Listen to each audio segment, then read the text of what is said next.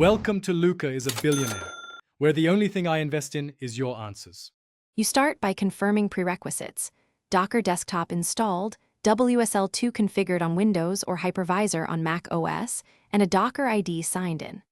Once done, open Docker desktop, go to Settings, and enable Kubernetes. Apply changes and allow the cluster to initialize. You do this now because Docker desktop provides a single node cluster and kubectl context automatically.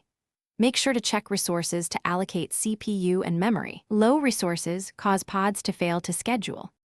Next, ensure kubectl points at Docker desktop. Run kubectl config current context. You should see Docker desktop.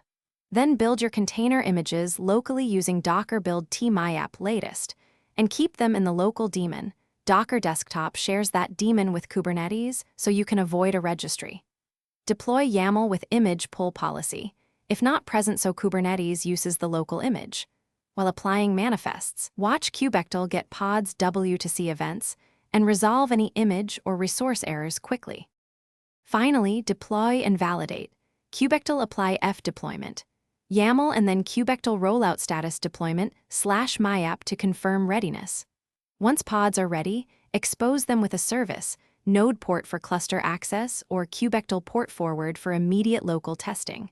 Make sure to test endpoints and check readiness/liveness probes to avoid restarts. If something goes wrong, a key troubleshooting tip: inspect kubectl, describe pod and kubectl logs. If pods never pull, confirm image pull policy and resource limits, and then restart Kubernetes from Docker desktop to clear state. Thanks for watching, and please subscribe. It's the best investment you'll ever make.